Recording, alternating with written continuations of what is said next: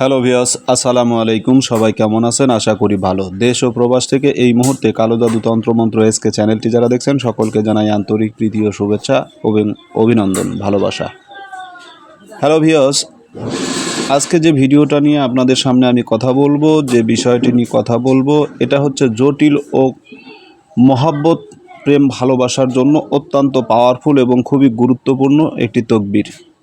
যে বিষয়টা নিয়ে আপনাদের সঙ্গে কথা বলবো আজকের এই নকশার মাধ্যমে, ছোট্ট একটি নকশা আপনাদেরকে আমি শেখাবো। ছোট্ট একটি নকশার মাধ্যমে আপনারা এই ভালোবাসা, যদি কোনো ব্যক্তিকে আপনারা কঠিন প্রেমে আসক্ত করতে চান, মহাব্বতে আসক্ত করতে চান, প্রকৃতপক্ষে যদি তার অন্তরে যদি আপনি ভালোবাসার একটা মহাব্বত পয়দা করতে চান, যেটাকে জটিল এবং কঠিন মহাব্বত বলা হয়, এই ধরনের যদি আপনি নিয়ত করে থাকেন তাহলে খুব সহজে এই নকশার মাধ্যমে আপনারা এটা করতে পারবেন ইনশাআল্লাহ। কারণ আজকের যে তকবিরটা আপনাদেরকে আমি শেখাবো বা দেখাবো, এটা অত্যন্ত কার্যকারী, খুবই পাওয়ারফুল এবং এর কাজ কোনোভাবেই মিস হয় না বা মিস হওয়ার সম্ভাবনাও নেই। 100% কাজ করবে, 100% গ্যারান্টি দিয়ে আমি বলতেছি, 1000 বার বললেও ভুল হবে না। এই তকবীরের দ্বারা আপনার কাজ সম্পূর্ণ হবেই হবে ইনশাআল্লাহ। কোনো প্রকার সন্দেহ নেই, সন্দেহর অবকাশও নেই, কাজ হবেই।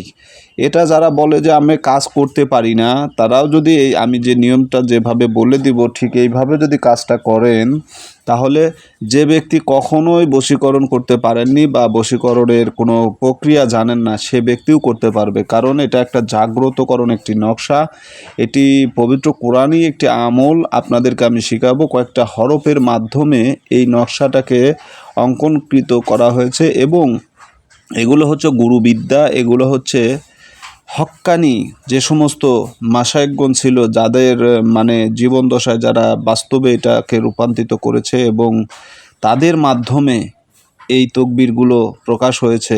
তো অতএব এই সমস্ত তকবিরে কোনো প্রকার সন্দেহর অবকাশ পর্যন্ত নেই, সন্দেহ করার কোনো চান্স নেই, কাজ হবেই।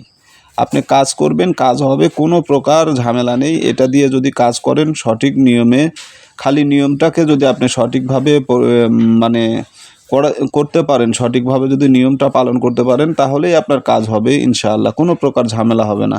তবে এই সমস্ত কাজ একটু কঠিন, কারণ নিয়মের ব্যাপারে অনেকেই মানে অগ্রশীল থাকে না বা এটা চিন্তা করে যে এটা পাবো কীভাবে, এটা করব কিভাবে। ভাই, অসাধ্যকে সাধন করাই হচ্ছে আপনার মূল উদ্দেশ্য যদি হয়, তাহলে আপনাকে কঠিন কাজটাই করতে হবে। কারণ একটা কথা আছে, রজকিনীর জন্য, পার্বতীর জন্য, এরপরে আপনার সিঁড়ির জন্য, লাইলির জন্য, মমতাজের জন্য, দেখেন যারা তাদেরকে ভালোবেসেছে তারা ইতিহাস করেছে। মমতাজের জন্য তাজমহল করেছে, সিঁড়ির জন্য ফরহাদ কী করছে, পাহাড় কেটে নদী করছে, আর রজকিনীর জন্য পার্বতী দেবদাস কি করছে, বছরের পর বছর অর্থাৎ 1 যুগ ভরে সে বর্ষি বাইছে। ঠিক আছে, এই যে বর্ষি বাইছে, দেবদাস যে বর্ষি বাইলো, তারপরে আপনার এই যে প্রেমের যে ইতিহাসগুলো করছে, এটা হচ্ছে প্রকৃতপক্ষে তাদের একটা মন থেকে চাওয়া ছিল, ভালোবাসা ছিল, যার কারণে তারা এই কঠিনটাকেও সহজ করতে পারছে। কারণ ওখানে তাদের উদ্দেশ্যটা ছিল সৎ। প্রকৃতপক্ষে তারা একটা মানুষের অন্তরে জায়গা করে নিয়েছিল, ভালোবাসা স্থাপন করেছে, যেটার কারণে যার কারণে সেটাকে ইতিহাস হয়ে গেছে। মনে করেন ইতিহাসের পাতায় আমরা গল্পে উপন্যাসে তাদের গল্প বলি বা শুনে থাকি। এই যে ইতিহাস এমনি এমনি হয় নাই রে ভাই। আপনি একটা ইতিহাস করতে চাইলে সেটার পিছনে আপনাকে মেহনত করতে হবে, যুগের পর যুগ আপনাকে পরিশ্রম করতে হবে, সেটার প্রতি আপনাকে খাটনি করতে হবে, শ্রম দিতে হবে। এই যে নকশাটা আপনাদেরকে আমি এখন দেখাবো, যে নকশাটার কথা আপনাদেরকে আমি বলতেছি, এই নকশাটা আপনাদেরকে দেখানোর পরে আপনারা বুঝতে পারবেন যে আদৌ এই সমস্ত বিষয়গুলো কতটা জটিল। এখন এই সঠিক নিয়মে যদি আপনারা কাজ করতে পারেন, তাহলেই আপনি সঠিক সমাধানটা পাবেন। কোন ব্যক্তির উপরে আপনি এই কাজ করতে পারবেন? যে কোনো ব্যক্তির উপরে কিন্তু এই কাজটা করতে পারবেন, তবে সে বিষয়টা হতে হবে হালাল বস্তু। হালালভাবে আপনি কাজ করলে খুব সহজে কাজ হবে।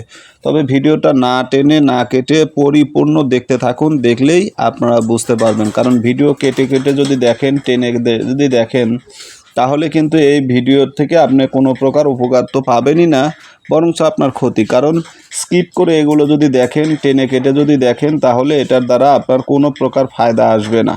অতএব সাবধান। তাই এই বিষয়গুলো আপনি যখনই দেখতে যাবেন, কারণ একটা জিনিস শিখতে গেলে সময়ের প্রয়োজন। সময় ছাড়া আপনি কোনো কিছু শিখতে পারবেন না। আমরা দিনের পর দিন সময় দিয়েছি, বছরের পর বছর সময় দিয়ে একটা শিক্ষা লাভ করছি। আর আপনি যদি 2-4-5 মিনিট সময় দিতে না পারেন তাহলে কেমনে হবে? আমি নকশাটা আপনাদেরকে দেখাচ্ছি এই মুহূর্তে। এটা হচ্ছে নকশা।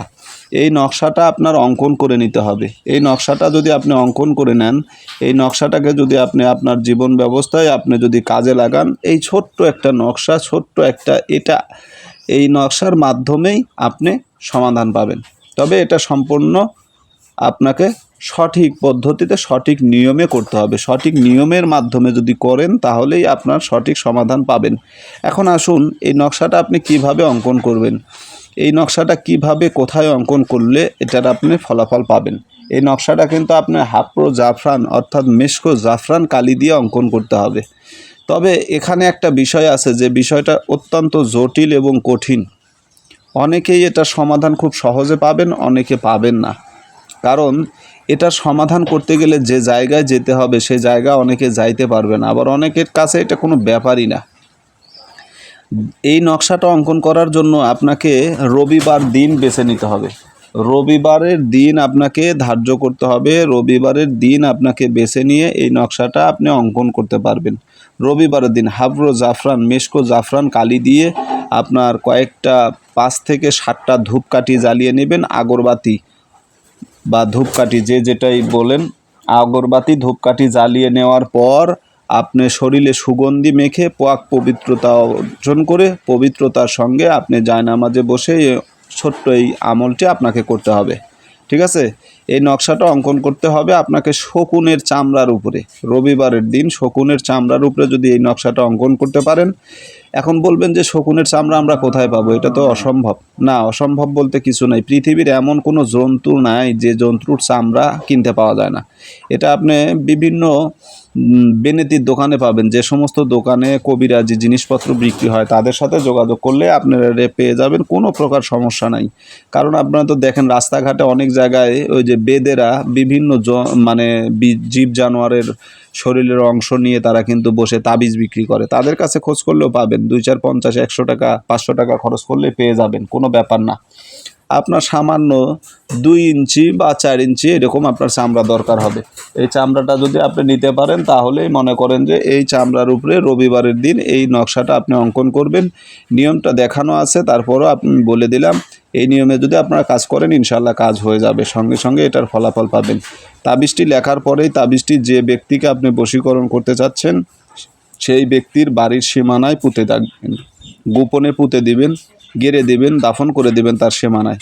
সঙ্গে সঙ্গে সে ব্যক্তি আজীবনের জন্য আপনার জন্য বশীকরণ হয়ে যাবে, পাগল হয়ে যাবে। সে আপনার ছাড়া আর চলতে পারবে না, থাকতে পারবে না। এটাই বাস্তব, এটাই সত্য। ভালো থাকুন, সুস্থ থাকুন। কালো জাদু তন্ত্রমন্ত্র এসকে চ্যানেলে নতুন হলে চ্যানেলটা সাবস্ক্রাইব করবেন, পাশে থাকা বেল আইকনটি বাজিয়ে দেবেন যাতে নিত্য নতুন ভিডিও সবার আগে সবার প্রথম পেতে পারেন।